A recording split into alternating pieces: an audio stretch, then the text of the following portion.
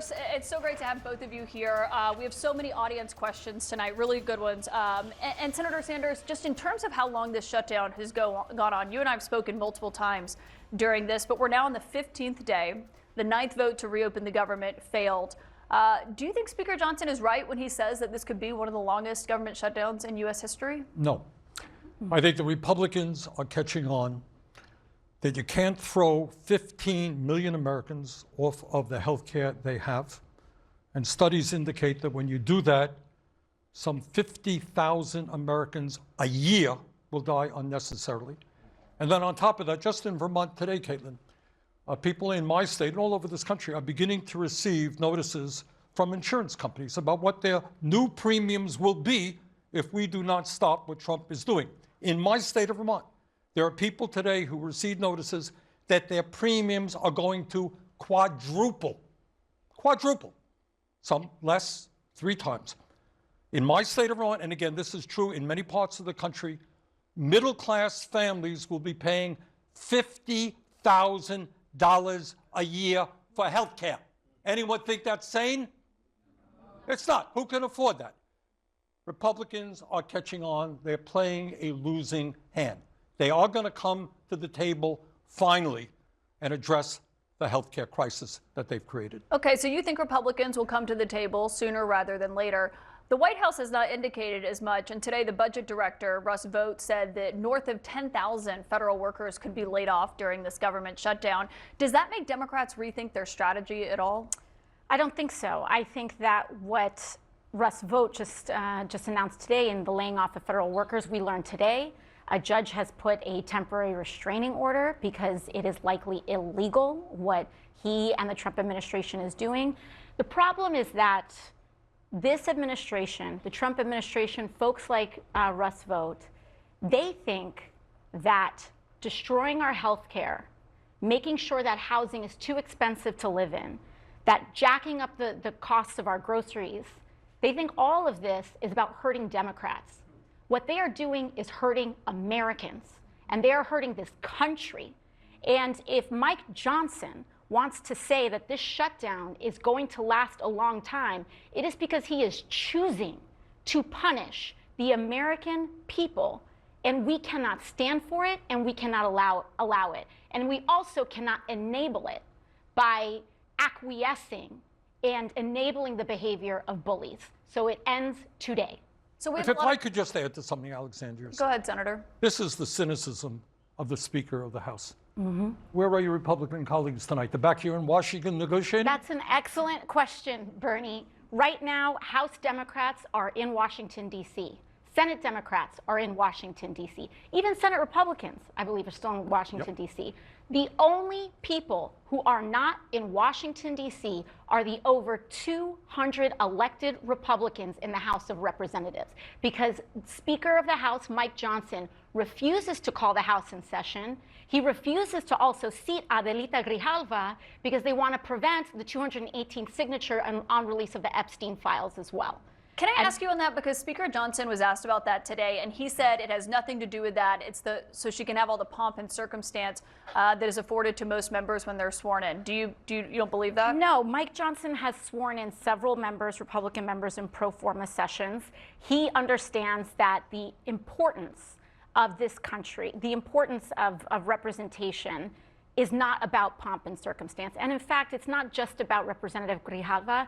It's about the over 700,000 people in the state of Arizona, veterans, seniors, teachers, students, who do not have anyone to call in an emergency because their elected representative that has been certified at municipal, state, and the federal level with federal acknowledgement, he refuses to seat a duly elected official here in the House of Representatives. So we have a lot of questions tonight for people who are here in Washington. And Representative Ocasio-Cortez, this first question is for you. This is Alicia Dulford, who is from Camp Springs, Maryland, and is a TSA officer who's active in her local federal employees union. Thank you so much for being here. What's your question? Thank you for having me. As the month November approaches, many of us are facing serious hardships as we enter week 3 of the shutdown. Some are at risk of eviction or mortgage default, and local rental companies and lenders have become silent or refused to work with employees presenting DHS debt letters. What protections or emergency actions can be taken to prevent these workers and their families from losing their homes during this time? Well, thank you so much for your question. And particularly as a TSA employee, I represent LaGuardia Airport. And so Yes. I know very, very well all the hard work that you all do and put in. And, Yes, ma'am. and you all deserve a dignified workplace. You deserve a safe workplace. And you deserve the paycheck that you are working for. What I believe the best thing that we can do is to reopen the government right now and to ensure and to also call on our representatives and put pressure on individuals like the Speaker of the House to actually pick up the phone. The problem here is not that there is not even that there's a disagreement. It's that the Speaker of the House and the Trump administration refuses to even have a negotiation. They refuse to even pick up the phone and talk about this. And so I do not want us to start to agree with what Mike Johnson is saying and to have them preview for us and normalize the idea that everyone's just going to miss a paycheck, that 1 million federal workers are just going to go without that, and to just warn that in advance and to have us accept that. This is not acceptable. This is not normal. And what is normal is for us to negotiate. When one party wants the votes of another party, you negotiate, you come to a compromise, and you pass a bill. That is schoolhouse rock, and that is how things should be. So I thank you for that, and I want to make sure that we, of course, pass a bevy of federal protections for workers, but we don't want them to be necessary in the first place. Yeah, and Senator Sanders, on that front, on government shutdowns before, obviously you've said before that you believe shutting down the government is a serious and dangerous action. You said that we must do everything possible to prevent it. What would you say to people who are missing their paychecks about why it's worth it now? Well, let me just, first of all, thank you very much for your service. And we're going to do everything we can and move as quickly as we can to make sure you get your paychecks. But I want to just back up a little bit to discuss how we got to where we are, because I'm not sure everybody knows this. What Alexandria was just saying is in the House, majority rules, they pass the budget. In the Senate, not quite the case. It needs 60 votes, okay? That's been going on for a very long time. And the reason for the 60 votes is to encourage bipartisan negotiations, all right? Republicans have 53 people in their caucus. Democrats, including independents, have 47. You got to talk. This time, for the first time in history, what Republicans are saying, yeah, we don't have 60 votes. We're not talking to you, our way or the highway. And what we are saying, sorry, you got to sit down and talk to us. You got to deal with the healthcare crisis in this country. Well, and they have both, Republicans have argued that Democrats should reopen the government and then they'll negotiate. Where do you both stand on that prospect? I don't know. Based on their history, they've had months and months. This is not a new thing. Ever since Trump's big, beautiful bill was passed, we knew this was happening. They've refused to negotiate. And anyone thinks that tomorrow they'll suddenly start negotiating, I think is smoking what is illegal in many states. Okay. On that front, let's get to our should next be question legal in more. from the audience. Senator Sanders, this one's for you. This is Jeffrey Katz, who is a tax attorney from Potomac, Maryland, who says he's a Democrat who voted for President Trump in the last election. Jeffrey, what's your question? Senator Sanders, you've said 50,000 people could die from ACA subsidy cuts. But right now, 1.4 million federal workers aren't getting paid. How do you justify choosing a fight over subsidies that might help people in the future over workers who are definitely suffering today? Look, you are talking to, along with Alexandria, one of the strongest pro-worker members of the United States Congress. So we are going to fight for federal workers. And by the way, in terms of the AFTRA union, you are aware that our friend in the White House basically, in an unprecedented way, decided he wasn't going to have that union anymore, et cetera, et cetera. We're going to fight for federal employees. But what you just said about 50,000 people dying a year, this is based on studies done from the University of Pennsylvania and Yale. You take 15 million people off of their health care, by and large, low-income and working-class people, what do you think is going to happen to them? They don't go to a doctor. They have chronic problems. They will die. So this issue, and by the way, if I may, it's not only about health care. Do you know why we are in the situation we are today? Why do you think Trump and his friends made massive cuts to Medicaid and are forcing us to double premiums for the ACA? They gave the 1% in this country $1 trillion in tax breaks. $1 trillion in tax breaks at a time when we have more income and wealth inequality than any time in the history of this country.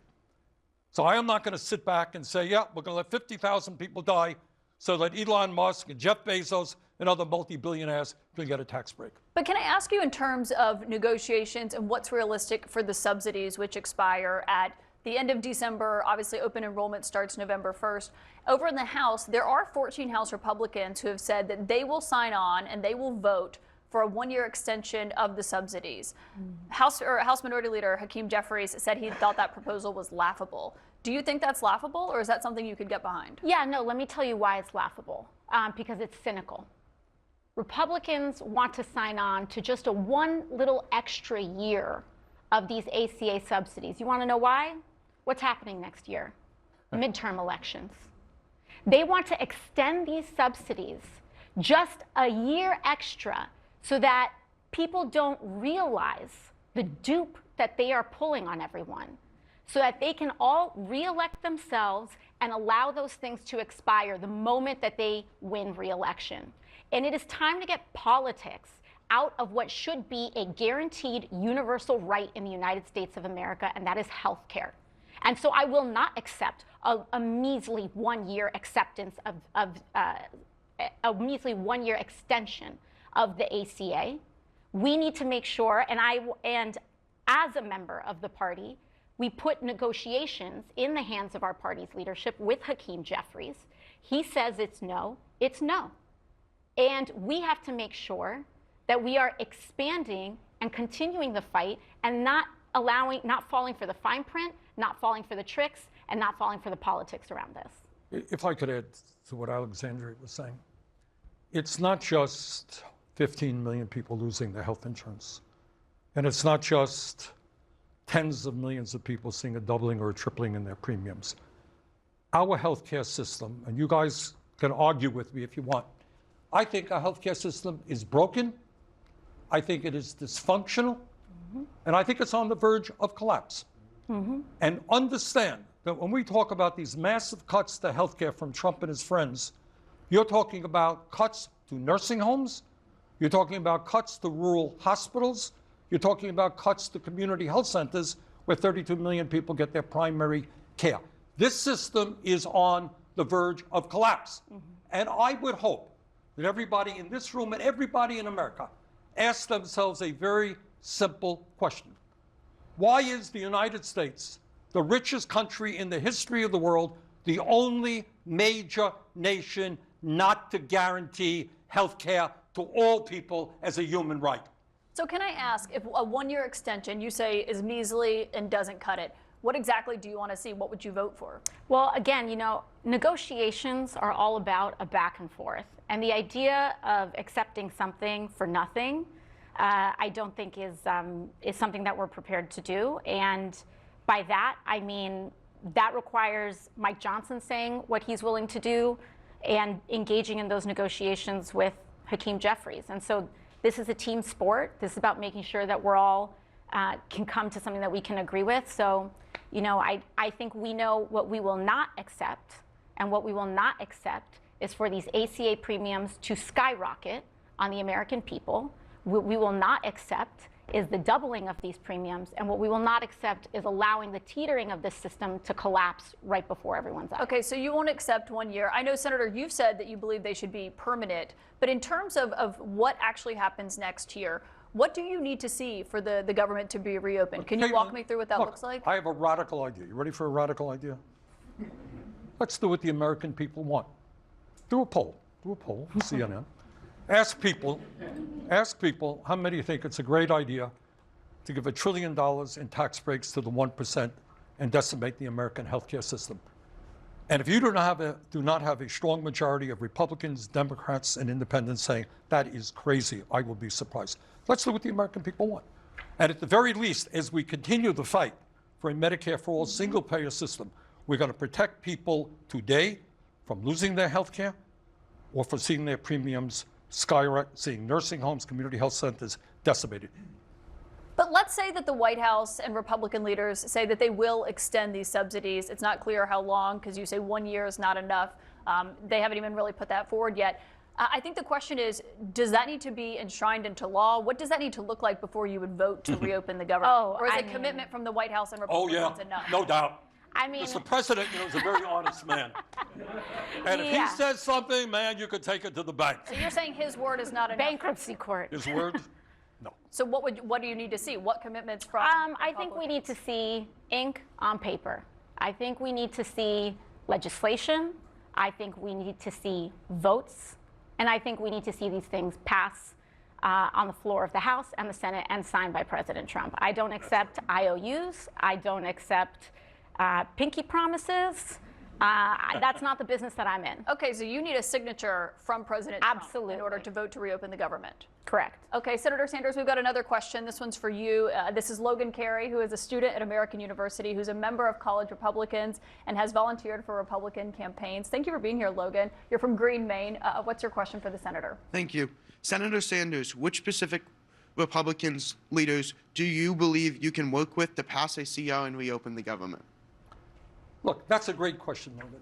And let me tell you, I can, mention a number of them. There are some decent, honest Republicans.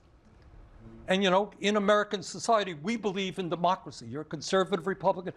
We disagree. So what? It's called America. We have different points of view. I got to tell you, though, if I may, one of the things that has concerned me very, very much, and is that we are seeing the Republican Party doing less of representing their districts and their states than just swearing allegiance to the President of the United States. Now, I never thought that I would say this, but you have somebody like Marjorie Taylor Greene saying, you know what? I was elected by my constituents.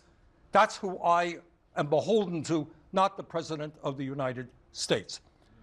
So there are good Republicans out there, and if Trump would leave them alone for 5 minutes and not threaten them with a primary, if they stood up and did the right thing, I think we can make progress. I will give you one story. Tom Tillis, conservative Republican from North Carolina. When we're debating this big, beautiful bill, Tillis looks at the bill, he reads the bill, he says, this is a disaster for North Carolina. I can't vote for it. Literally the next day, Trump was all over social media. The billionaires were all over saying, okay, you're finished. We're going to primary you. And a day later, this guy says, I'm out of here. I'm not running for re-election. All right? That's where we are right now. And that is a very serious problem. You mentioned Marjorie Taylor Greene. She's your colleague over in the House. The way she frames this is she says Democrats created this mess, but Republicans don't have any solutions to fix the health care issue either. Is she someone that you could see yourself working with? On what? On the health care. I mean, listen, I think people can talk a good game, but until they actually support policy that helps people, I'm not particularly interested. But if she actually wants to support legislation and expanding health care, I've worked with plenty of Republicans as well. On health care. I have a bill that I've introduced with Congresswoman Malliotakis, a Republican from New York, on expanding maternal health and reauthorizing the Healthy Start program to help newborns and new moms be able to support their kids. And so in terms of bipartisan legislation on health care, I'm more than open to doing that. But it's not just about talking the talk. We got to walk the walk. And you would need to see her actually support something that you're behind in terms of legislation on health care. Yeah. Our next question is for you, Representative. This is a video question. It's from Eric Johnson, who lives in Hernando, Mississippi. He's an air traffic controller and a father of 4 who is joining us via video tonight. This is his question. What do you suggest government workers do for food money when the paychecks stop coming? I mean, these are the real questions that we have to be entertaining. And as I mentioned earlier, the best and most important solution to this is making sure that we reopen the government, not accept the inevitability of this, and come to a resolution as quickly as possible. Extending this shutdown would be a choice. Mike Johnson saying we want to make this the longest shutdown, saying this to prepare for this being the longest shutdown, that's not leadership. That is abdication of responsibility. It's an abdication to families like his, and a complete abdication of the responsibility that we have to people. Now, that being said, we do have to make sure that we come together as communities and that we also systemically expand our programming, like the SNAP cuts that just happened, in addition to the $1 trillion in healthcare cuts as well for families that are under financial duress. You mentioned what Speaker Johnson has said about how long this could go on. We've heard from Senator Schumer as well, who said the other day that as long as this shutdown continues, he said, quote, every day gets better for us. Do you think every day, though, gets better for someone like Eric? No, I mean, it's, at the end of the day, this needs to be as short as possible. We do not want the government to be shut down. We don't. This is not something that is good for any American. It's not good for the million federal workers that are out there right now. It's not good for the Americans that rely on federal services. It's not good for people who are traveling and can't get through an airport because TSA workers are not being paid. So we have to make sure that this is as swift and as short as possible. Well, and speaking of airports and what air traffic controllers are having to go through, not getting paid, I mean, he's a father of 4, so I can't even imagine how that feels. And Senator Sanders, on that front, in a CNN story the other day, there was a senior Democratic aide who told CNN last week that Democrats won't back down on their demands here, short of, quote, planes falling out of the sky. All right. What can I tell you? That's obviously unacceptable. Look, what we are dealing with is an unprecedented moment in American history. All right? So it's not only a debate about whether or not we can save health care for tens and tens of millions of Americans, it's also a broader issue. And that issue is whether or not we will accept the reality that a handful of very, very wealthy people are now making out like bandits while 60% of our people are living paycheck to paycheck. So I think what we are saying is that now is the time, not just on healthcare, but all across the spectrum. People can't afford groceries.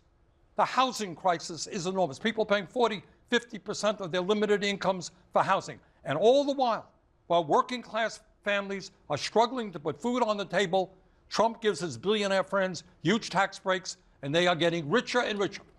So what all of this is about is, do the American people come together and demand that we have a government that represents all of us, or just wealthy campaign contributors? That is essentially what this whole fight is about.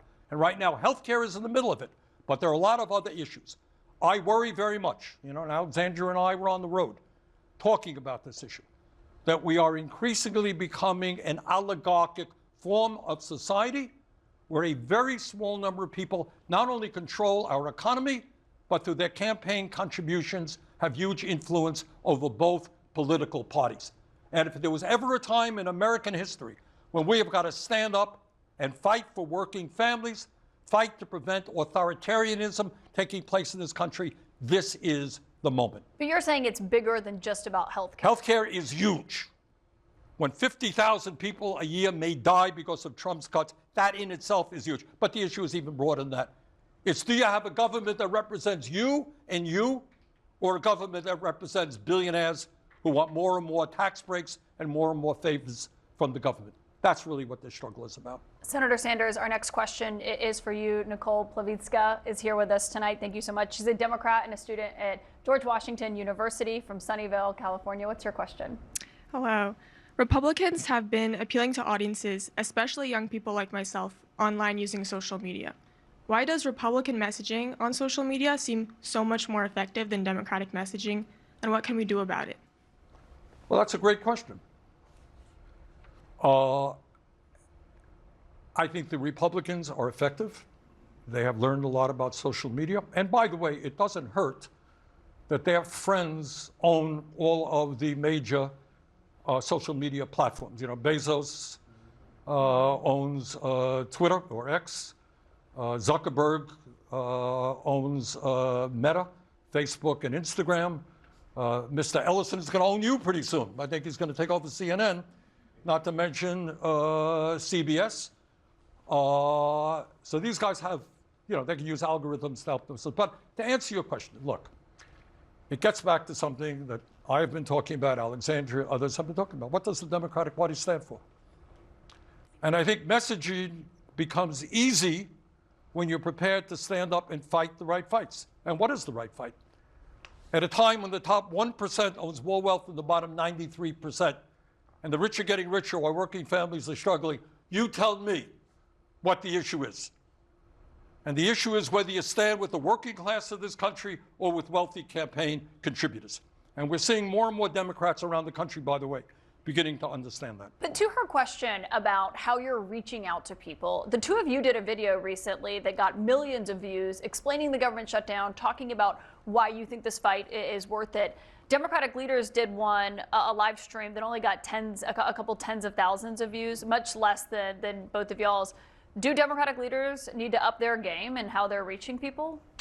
This is the master of social media. I'll let her answer that. Well, I think to Bernie's point, we're successful in these mediums when we're clear about what we believe. And whether in the great diversity of our country, in the very different perspectives that we may have, I know very concretely what I believe.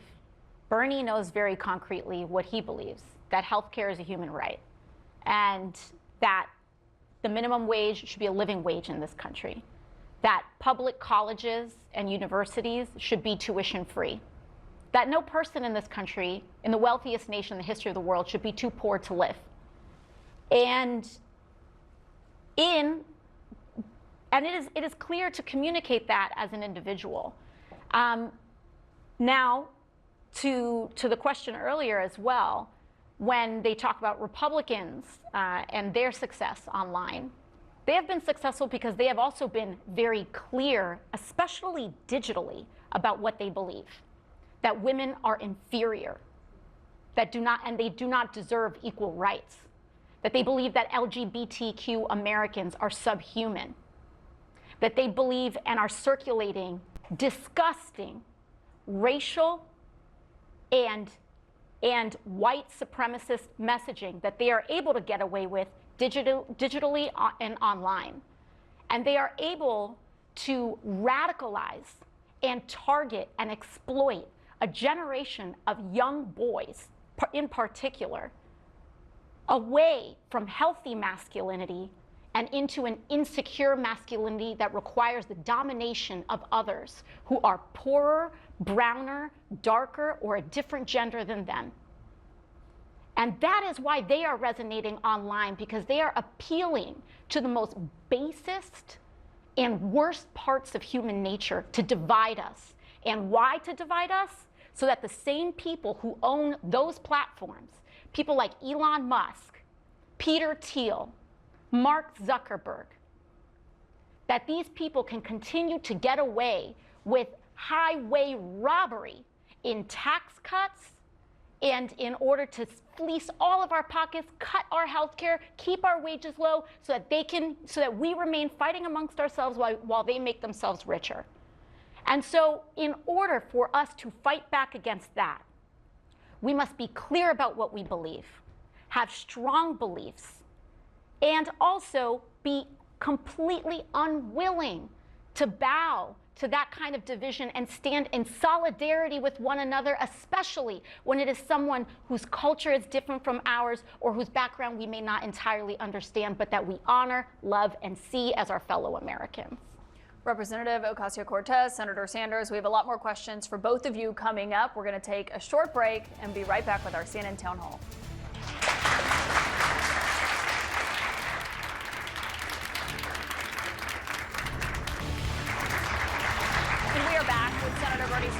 And Representative Alexandria Ocasio-Cortez here tonight for our CNN Town Hall. Representative, this next question is for you, and it comes from Ashley Vasquez, who is from Washington, D.C., and is an attorney with the Department of Housing and Urban Development, who is currently furloughed. I should note that Ashley and 4 of her colleagues have filed a lawsuit alleging that HUD retaliated against them for helping others exercise their rights under the Fair Housing Act. Ashley, what's your question tonight? Thank you. Just to reiterate, I am speaking on my personal capacity, not representing the government, and I'm here with some of my colleagues who have been fired for speaking up and speaking out. So my question is about retaliation.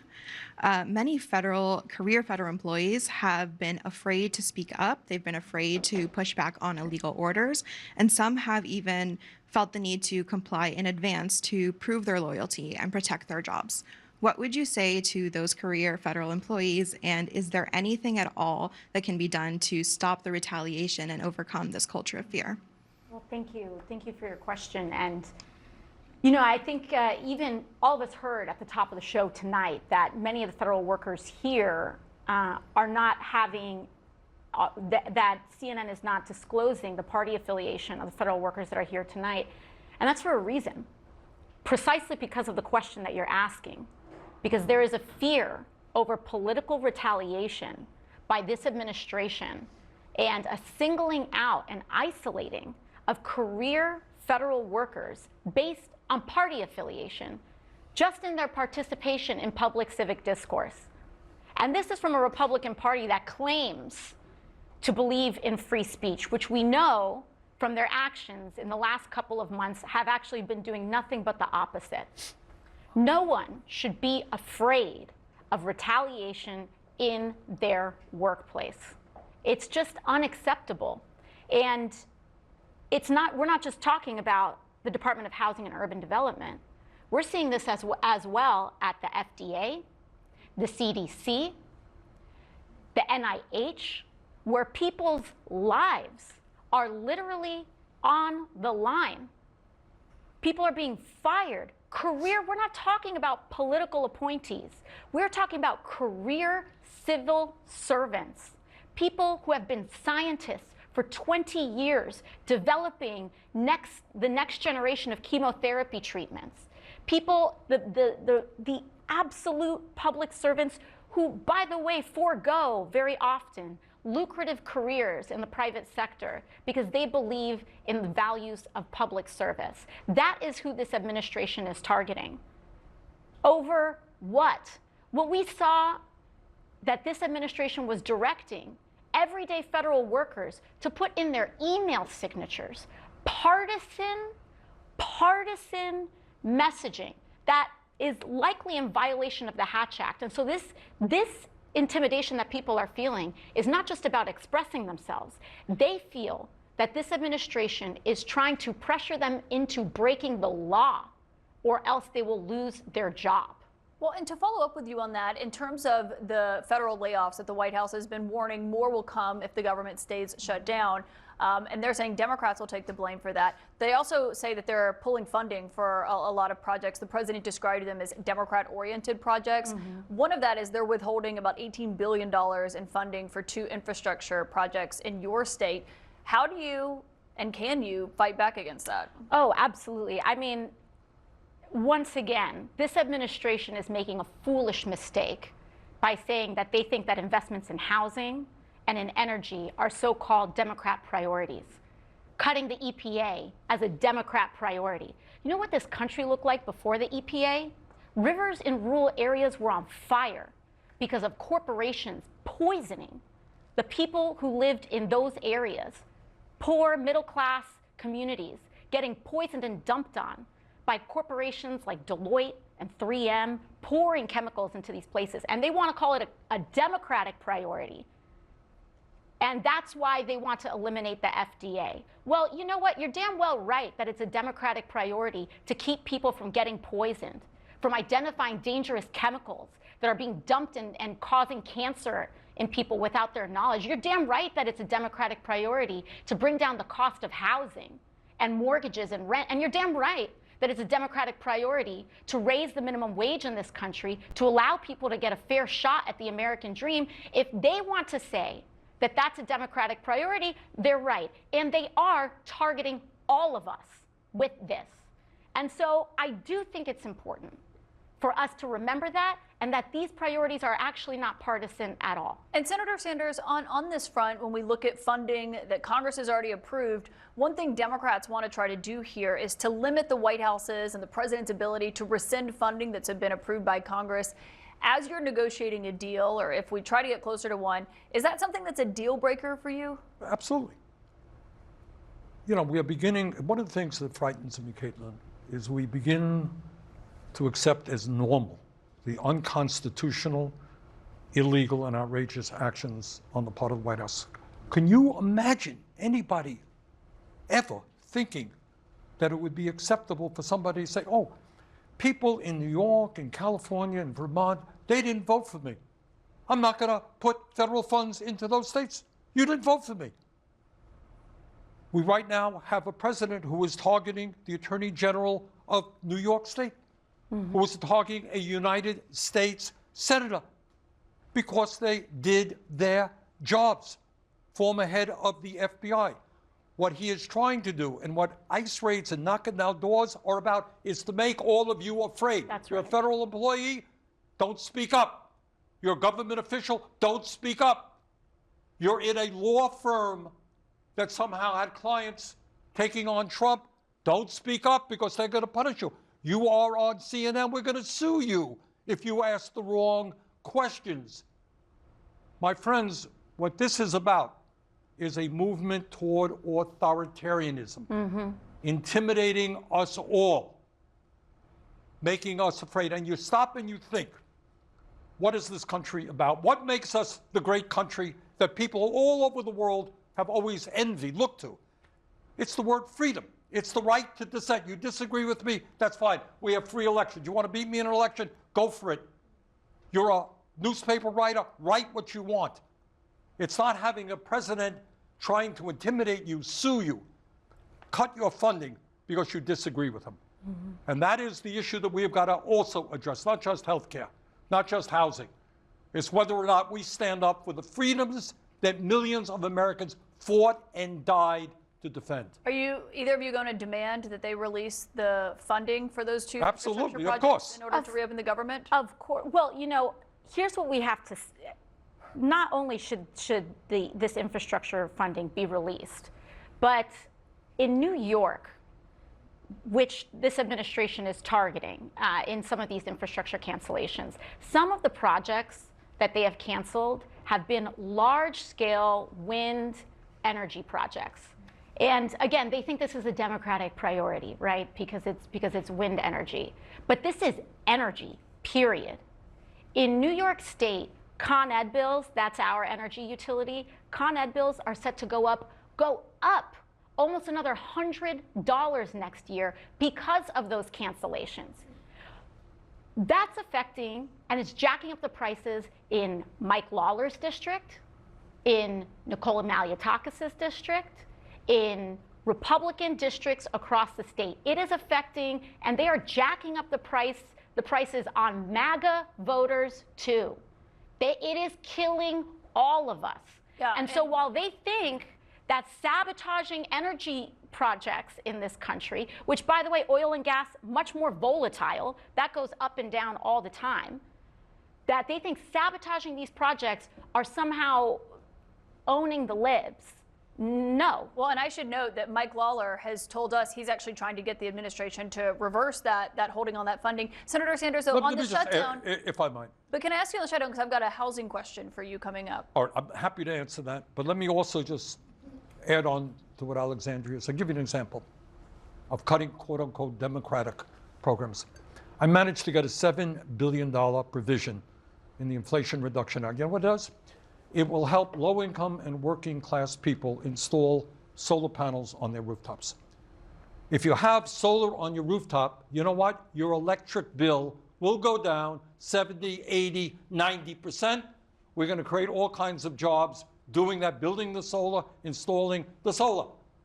We're suing them, but they cut that program, a democratic program, significantly reduce electric costs for working class people in America. That is a mentality, and by the way, it's part of a mentality of Trump, which thinks that climate change is a hoax. Well, and they've warned that more cuts could come the longer this shutdown goes on. Senator Bobby Harms is joining us. She's a bartender from Horn Lake, Mississippi. She is a Democrat. She submitted her question via video. A Democrat from Mississippi. Indeed. All right, there we go. My American dream has turned into a nightmare. My family was only days away from closing on a USDA loan for our dream home. Then came news of the shutdown, and now we face uncertainty. Our lease is up, and now we have to move.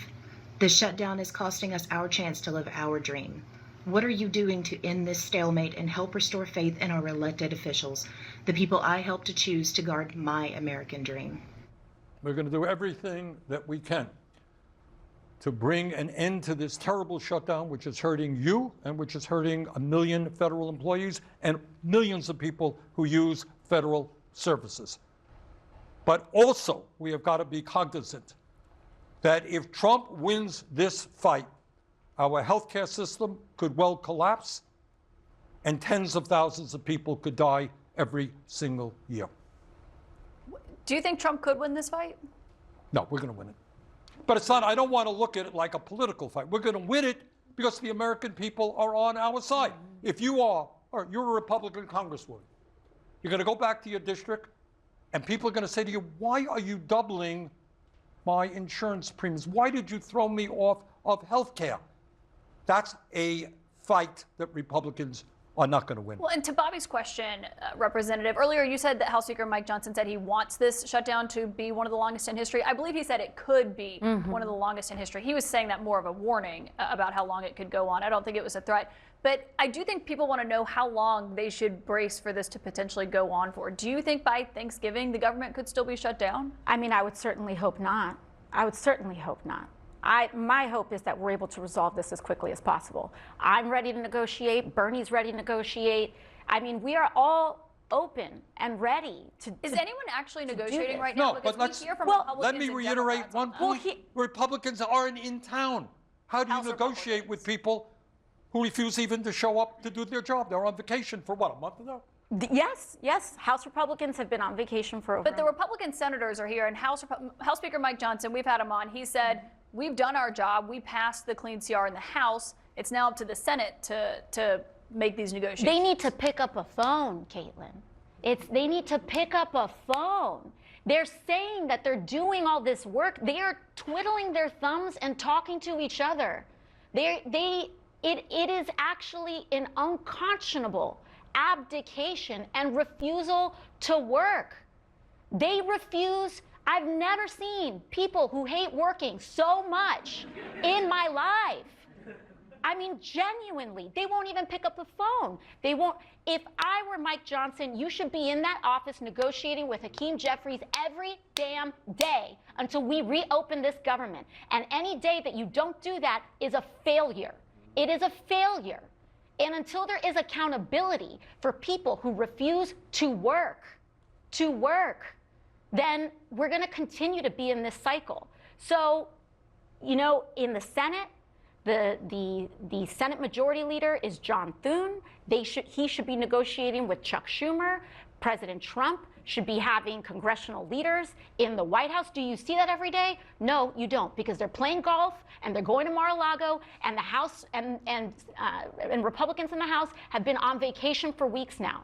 We are here in Washington, D.C. We are ready to work. We are ready to strike a deal. We're not here to just be my way and the highway about everything. But what we're also not going to accept is the complete collapse of the American healthcare system, so that just because the Republican Party has decided to take 1 million federal workers hostage. Can I ask you on that, because you before have said a government shutdown is like hostage taking when it comes to paychecks, because you came into office actually during a government shutdown, the longest in U.S. history. So what would you say to Republicans who say you're doing the hostage taking this time?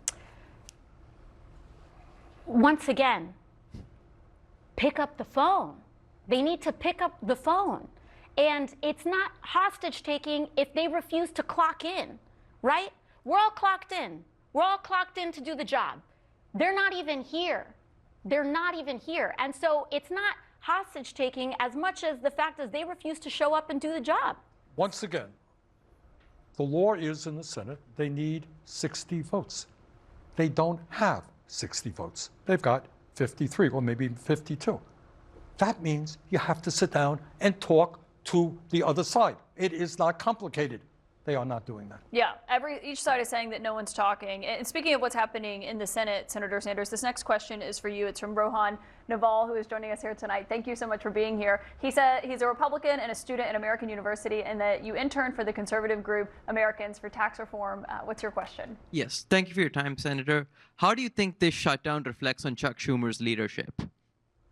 Well, I think it reflects more on Mike Johnson's leadership and President Trump's leadership. This is a leadership which said it's okay to give well, how do you feel? You tell me. Think it's a good idea to give $1 trillion in tax breaks to the richest people in the country and then make massive cuts to health care for working class people? I think Chuck Schumer has voted for continuing resolutions 13 times in the last 4 years, and he has the opportunity to vote for one again, but he's refusing to come to the table. Well, I think, look, as I have said, there are 53 Republicans in the Senate, correct? Yes. They need 60. What does that mean? It means you have to talk to the other side. Mike Johnson is not talking. John Thune is not talking. President Trump is not talking. That is the problem. Well, they say their position is reopen the government and then we'll talk. But Who changes their strategy first? Who's going to blink first, I think, is a question a lot of people have. Well, I certainly hope this is not a game. I mean, a lot of lives are at stake in terms of our federal employees who are hurt, in terms of tens of millions of people who are going to suffer from these health care proposals. So I hope the Republicans do the right thing. Come to the damn table and talk. Can I ask you, Representative Ocasio-Cortez, on that? Because we actually heard from House Speaker Mike Johnson today on Chuck Schumer. He said he's supporting the shutdown to prevent a primary challenge from his left wing. Do you think that's what's driving Senator Schumer here? No, absolutely not. It's such an insane suggestion. And in fact, it speaks to how desperate they are. This claim has been, Mike Johnson's been saying this, John Thune's been saying this. They are saying this because they are refusing to do their job. They're grasping for straws. They're trying to make this about political tabloids and political intrigue and horse races, exactly the kinds of things that people are sick of in this country. We're sick of it. We're sick of talking about these horse races, and we're sick of leaders who only want to spend their time talking about that instead of talking about real issues that affect our lives. Instead of talking about healthcare, instead of talking about wages, instead of talking about having air that's drinkable, air that's breathable and water that's drinkable. And it is honestly astonishing to me that the Speaker of the House would waste his time on something so inane and silly instead of actually worrying about his own constituents who are suffering at the hands of his leadership. But are you saying that Senator Schumer should not be worried about a primary challenge from you? All right. No. Let me jump in on this one. This is what we're talking about. That's exactly what we're talking about. This is what we're talking about. You have a country that is falling apart. We had a housing crisis, a healthcare crisis, an education crisis, massive income and wealth inequality, a corrupt campaign finance system, and the media says, "Oh, you're going to run. What are you going to run for?" Nobody cares. She'll run more towards Nobody cares. It's the House Speaker and President Trump and the Vice President saying it. Right. Pardon? Well, of course, they're saying it to deflect attention away from the real issues. Exactly. And here, let me tell you what the real issue is. Let's see if CNN talks about it. We're living in the richest country in the history of the world, right? All right, you tell me why we're the only nation not to guarantee health care to all people, the only nation not to guarantee paid family and medical leave, why we have a $7.25 an hour minimum wage, why we have 800,000 people sleeping out on the street, why we have a president who denies the reality of climate change, why we have oligarchs on top who have more and more power every day. Let's talk about that issue, not her own political future. She'll decide that. On that note, Senator Sanders, Representative Ocasio-Cortez, we have many more questions coming up. We'll be right back from our CNN Town Hall right after this.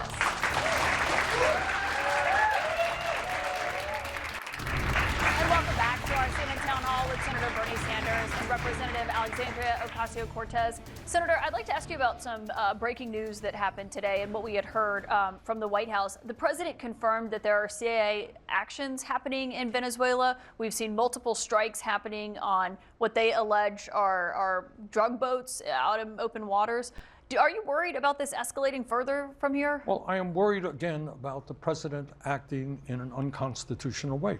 Constitution is pretty clear. You want to go to war, you got to go to Congress. You got to need authority from Congress. Think about what kind of world we live in. If just governments are busy bombing and attacking other countries at will. So that concerns me very much. So yeah, I am concerned about it. And his argument is he's saving lives because he's alleging that they're Good, carrying they come to the drugs Congress and vote. explain to us why you are doing that, and if it makes sense, you'll get support. Okay, so you're not saying you're against it. You're just saying you'd like I to have am them saying make that the president is acting unilaterally in violation of the Constitution. That's a pretty big deal. And Representative Ocasio-Cortez, another question tonight when it comes to how this shutdown is playing out here in Washington. I want to bring in Jill Ireland, who is a Democrat who works in insurance. She's from Santa Barbara, California, and her question is appearing via video tonight. Hello. My question is, do you think that taxpayers should be paying for the medical care of immigrants that are in the country illegally? Thank you. Well, we already know, and this is a common lie that Republicans have been repeating, that this shutdown is about Democrats trying to provide health care to the undocumented. And we already know that it is federal law and federal statute that undocumented people cannot be covered by the ACA, they cannot be covered by Medicaid, they cannot be covered by Medicare.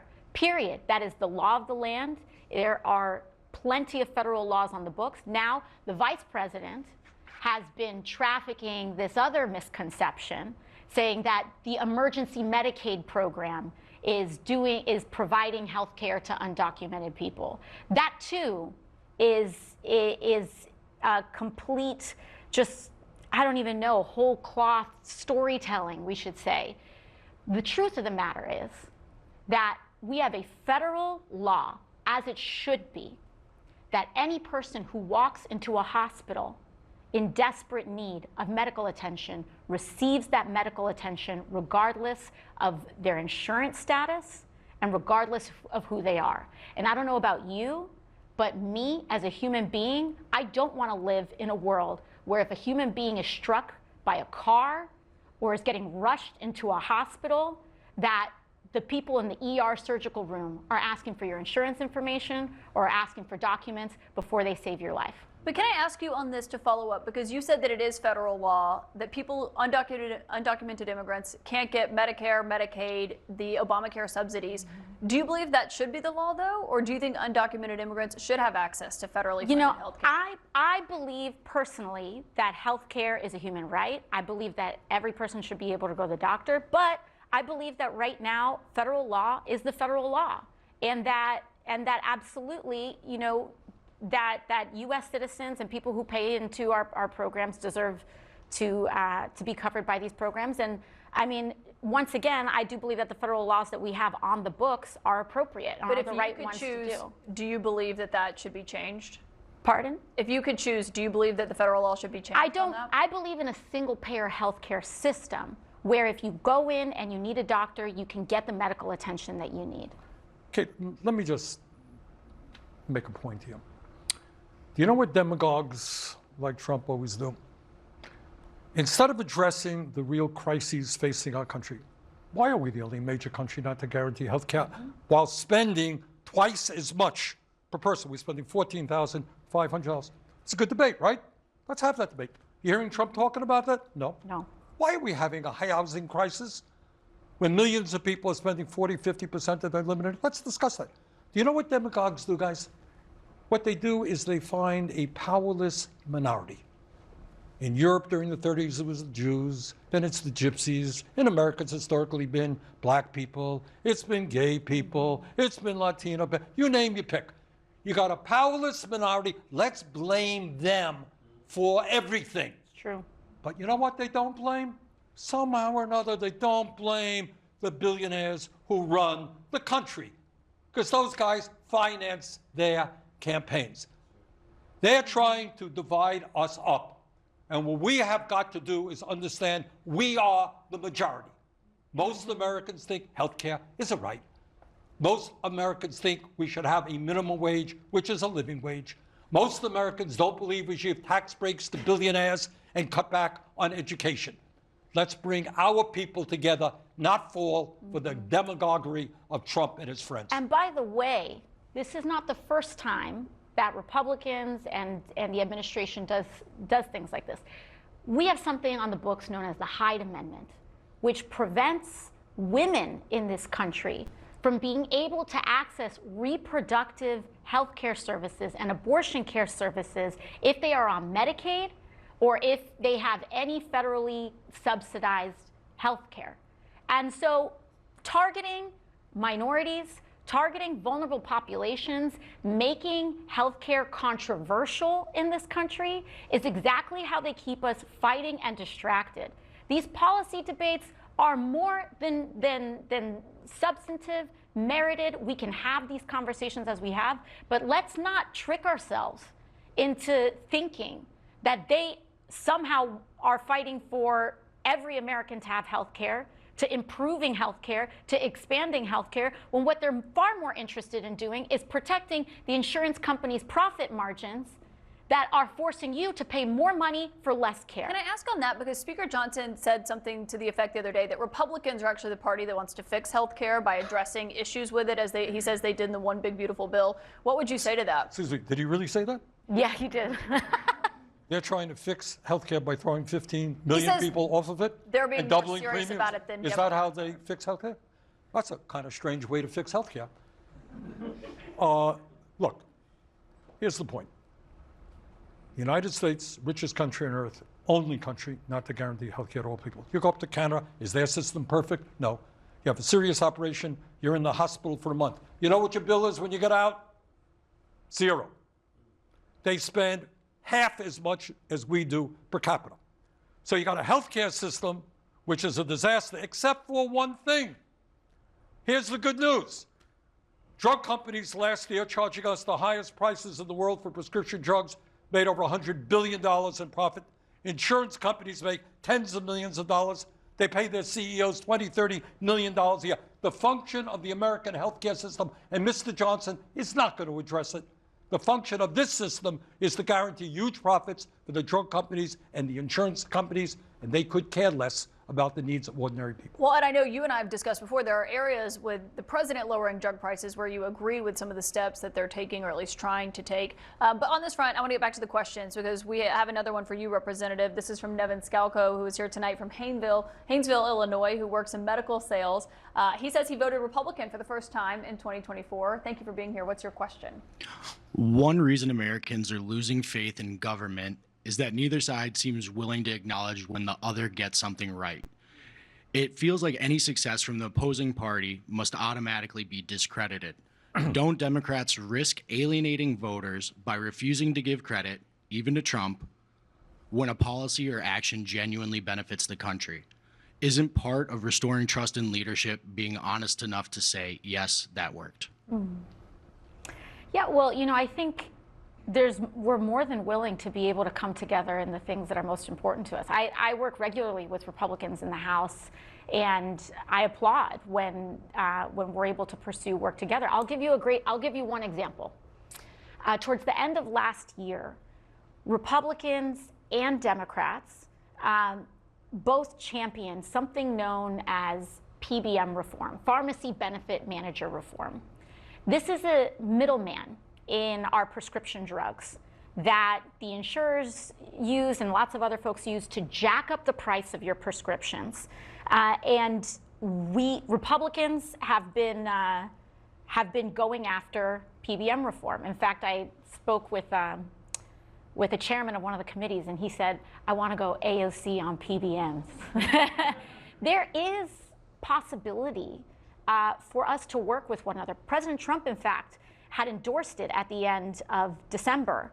And I am fully in support of this effort to make sure that we reform PBMs. Now, politics did get in the way. This was at the end of last year. Elon Musk sent a tweet. We had it ready to go. And this was going to change the lives of millions of people and small businesses across the United States, small neighborhood pharmacists. And what we saw was that Elon Musk sent a tweet. Donald Trump agreed with it. House Republicans agreed with it. Senate Republicans agreed with it. I was more than happy to champion this because it's the right thing to do. And that's what should come first. Now, a tweet made it go all the way, you know, kind of can the whole thing. But should President Trump revive this, should House Republicans revive this, I would be more than happy, effusive, as I have been in the past, about the ability to call a win, because it's not about whether it's a win for Republicans or a win for Democrats. It's about whether it's a win for people. Can I ask you on that front? I don't think I've seen you say anything publicly, maybe I'm wrong, about the ceasefire in Gaza. Do you believe President Trump deserves credit for that? Well, you know, I find there have been several ceasefire announcements and developments that have happened over the past 2 years.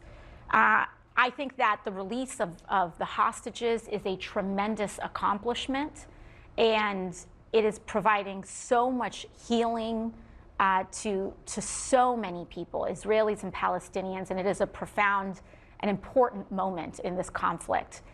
I also think that as President Trump was on the plane back to the United States, there's already indications and questions about whether this ceasefire will hold. And I pray that it does for everyone's benefit. I pray that it does. But I do believe we need to see if it holds. I don't believe that there's been a history of fidelity to these agreements. And so I think we have to ensure that that we will see the terms held to. But do you give him credit? Do you give him credit, though, for getting to this point where it did get those 20 hostages back home with their families? In this particular development, yes, but we also know that President Trump was an obstacle to peace previously as well. To be honest with you, I get a little bit annoyed when everyone's talking about credit. Let's take a hard look at what's going on there. Why do you get annoyed by that? I'll tell you why. Right. Gaza has a population of 2.2 million people. In the last 2 years, 160,000 people have been wounded, mostly women, children, and the elderly. 65,000 people have been killed, women, children, and the elderly predominantly. That is 10% of the population of Gaza. In America, you know what that would mean? 33 million people dead or wounded. A disaster, a genocide, if you like. The entire infrastructure of Gaza, hospitals, schools, water systems, wastewater plants, have been destroyed. Under Trump, supporting, and by the way, what bothers me as an American, we have given, under Biden and under Trump, $22 billion to Netanyahu's extremist government, which for the last month or two have been starving children. That has been their policy. That's right. So, Caitlin, when you talk about, are we overjoyed that the hostages are back, the prisoners are released, that finally there is peace, hopefully it lasts, yes, absolutely. But I think this is not a time for credit. This is a time to think about American policy. Are we happy that we have given tens of billions of dollars to destroy the Palestinian people? Israel had a right to defend itself. They were attacked by a terrorist group. They did not have a right to go to an all-out war against women and children in Gaza. And moreover, on this issue as well, is that we may have an announcement around a ceasefire, but Gaza has been flattened. Tens of thousands of people are dead. Universities gone. Hospitals eliminated. With American-made bombs. With our tax dollars. While you and me and our families can't even afford to put food on the table. And so I welcome the cessation of these bombs dropping in Gaza. But I don't, the devastation of everything that we have endured up until this point is not something that I think we should celebrate.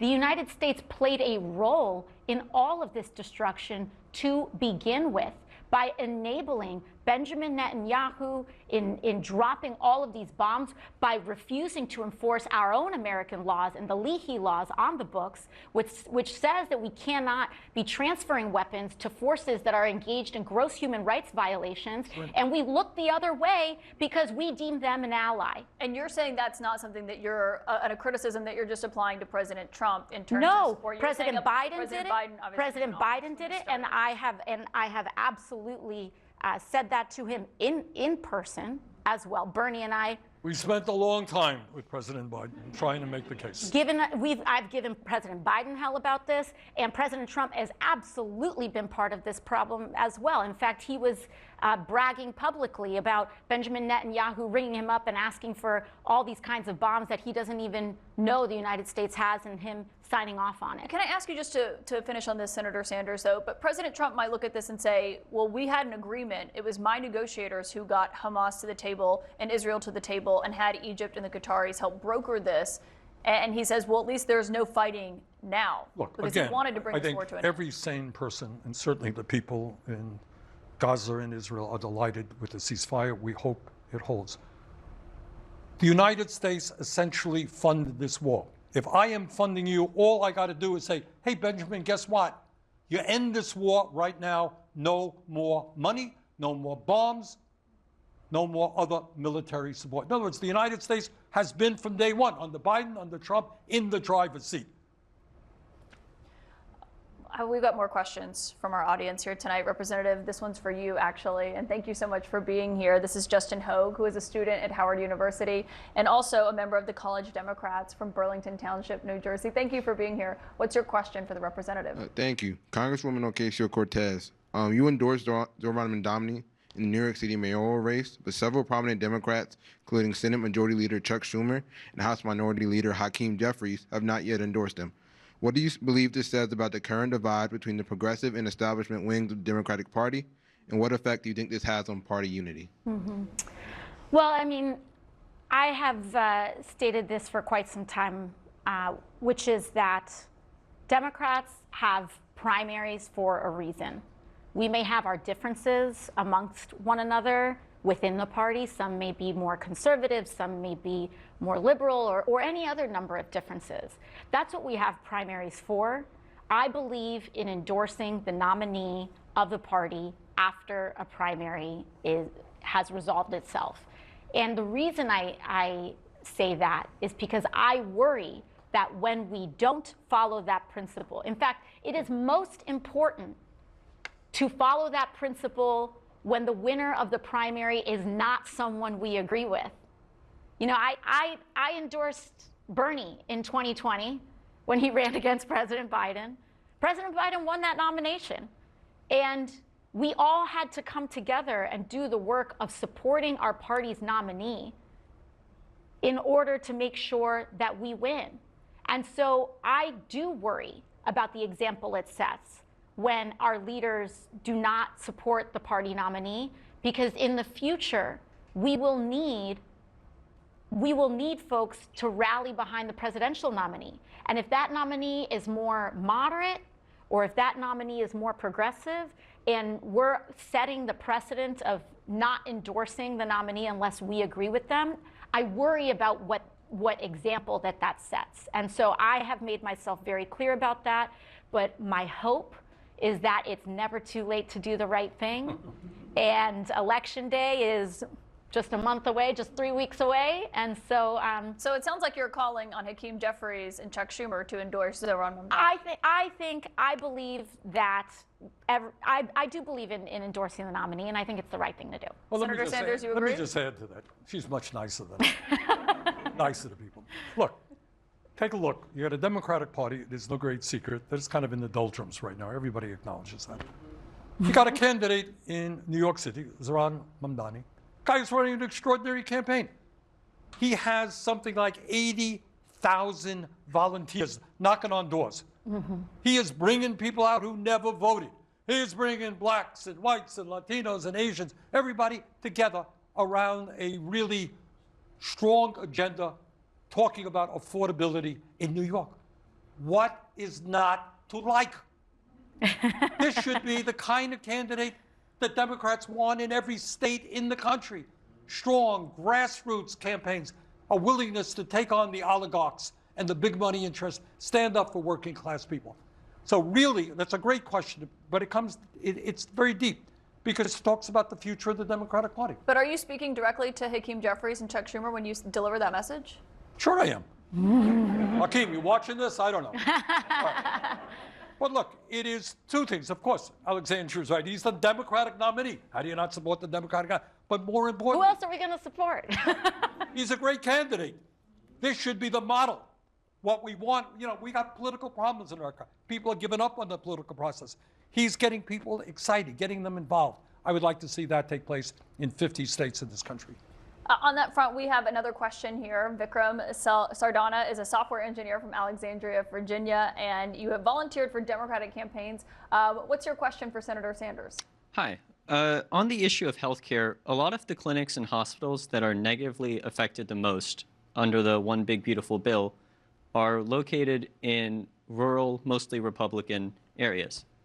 A lot of the increases in Affordable Care Act premiums that Democrats are fighting to prevent are concentrated in more rural Republican areas. If the Republicans are so insistent on sticking it to their own voters on this issue, why don't the Democrats just let them? I mean, I think Alexandria touched on this before, and that is, we are, one of the things, and this really annoys me about Trump, he's dividing this country. Why would I not? When we hit the road, we were in Idaho, right? It's the most conservative state in America, I think. We had many thousands of people coming out. We are Americans.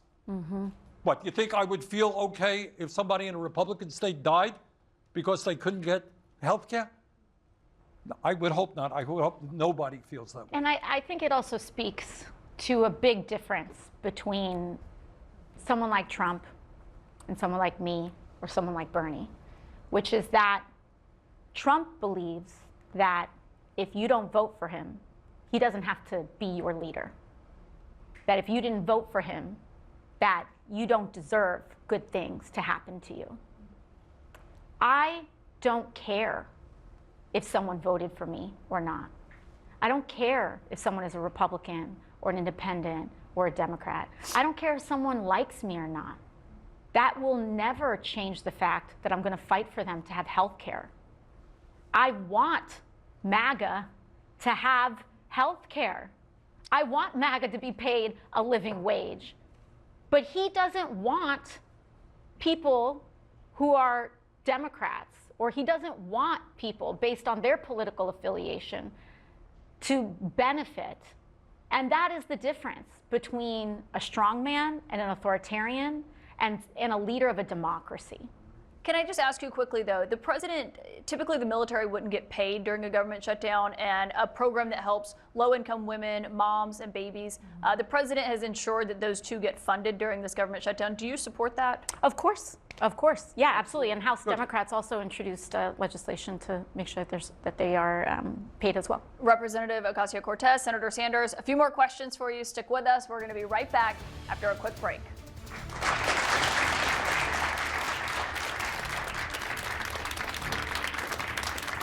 And we are back with Senator Bernie Sanders and Representative Alexandria Ocasio-Cortez. We have a final question from our audience tonight. Representative, I'll start with you. We've got Christopher Lindsay here, who's a Republican from Pingree Grove, Illinois, who works for United Airlines. Go ahead with your question. Good evening, Senator Sanders, Congresswoman Ocasio-Cortez. It's a privilege and an honor to be speaking to you two tonight in beautiful Washington, D.C. My question to the both of you is, what can Congress do to stop pointing a finger at each other, work together, and listen to the words of Abraham Lincoln? A house divided cannot stand. Well, I mean, I can't thank you enough for invoking that quote in this moment, because I think when we zoom out and look at the degree of political polarization that we're all experiencing, I don't think any one of us likes it. I don't think any one of us enjoys that we're at a point where friends feel like their relationships are in tension, that family feels like they're in relationship in tension, that it feels like you can't say some of the most basic things without it turning into a fight. It's not good for our country. And I think we have to lead by example. I think it's important for us to lead with what we think can work and the areas that we are able to find common ground and to uplift that common ground. I gave some examples earlier today. Bernie has also a tremendous bipartisan record, believe it or not, in the House and in the Senate. But that's often not what we hear about.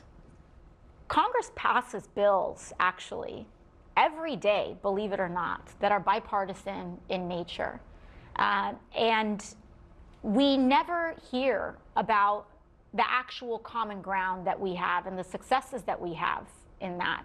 And I actually do believe that if we charge forward with that a little bit more, last year I spent a lot of work doing preventing sexually exploited material generated by AI and protecting women and children. And I was happy to have enjoyed bipartisan support on that. But we often hear first about the things that divide us, and we rarely hear about the things that have actually united us. And so I do believe we should be leading by example. And when we have these moments of stark contrast, that we also are clear about the principles upon which our disagreements happen. If I disagree with you, if I as a Democrat disagree with you as a Republican, I'm not going to question your motive. I'm not going to question your allegiance to this country. I'm not going to question your intent and your care.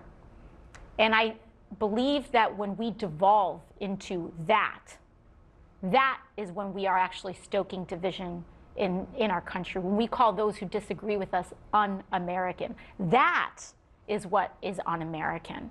And I could not advocate more for the fact of sticking to the facts about things, respecting and honoring the intentions and motives of our fellow Americans, and also trying to elevate and find the areas that we do have common ground and agreement. I think Alexandria said it very well. I mean, I would just add as an example, this Saturday, millions of people are going to come out on a No King's Day. Maybe more people coming out than any time in American history.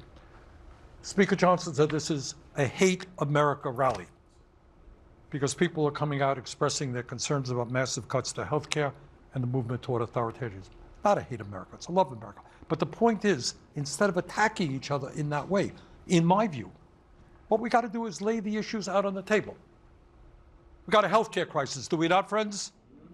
All right, we're the only country not to guarantee health care at all. How do we move to a health care system that guarantees health care to a human right? Make sense to you? All right. 70, 80 years ago in this country, if you went to a public college or university, you know what your tuition was? Zero. And yet you got all of this increased worker productivity, all of the technology. People can't afford to send their kids to college. They can't afford childcare. People are paying outrageous costs in housing. How do we build the millions of units of affordable and low-income housing that we desperately need? How do we save the planet for our kids and transform our energy system away from fossil fuel? Do you know that millions of senior citizens in this country are trying to get by on $15,000 a year or less? They helped build this country. They fought for our country. They're in nursing homes, which are horrible places right now because they're underfunded, understaffed. We are the richest country in the history of the world. How do we provide a good quality life for our kids? Should we have the highest rate of childhood poverty of almost any major nation? Highest rate of senior poverty? Those are the issues. You disagree with me? Fine. You got a better idea than mine? Great. Let's go forward. Let's discuss those issues. Let's not attack each other personally, that we're un-American, that we hate America. That's nonsense. That just divides us. Let's come together. Let's discuss the real issues. Let us create the kind of extraordinary country that we know we can create. On that note, Senator Sanders, Representative Alexandria Ocasio-Cortez, thank you both for being here tonight. Thank you to our audience and for your excellent questions. We really appreciate them tonight. Thank you all for joining in. Newsnight with Abby Phillip starts now.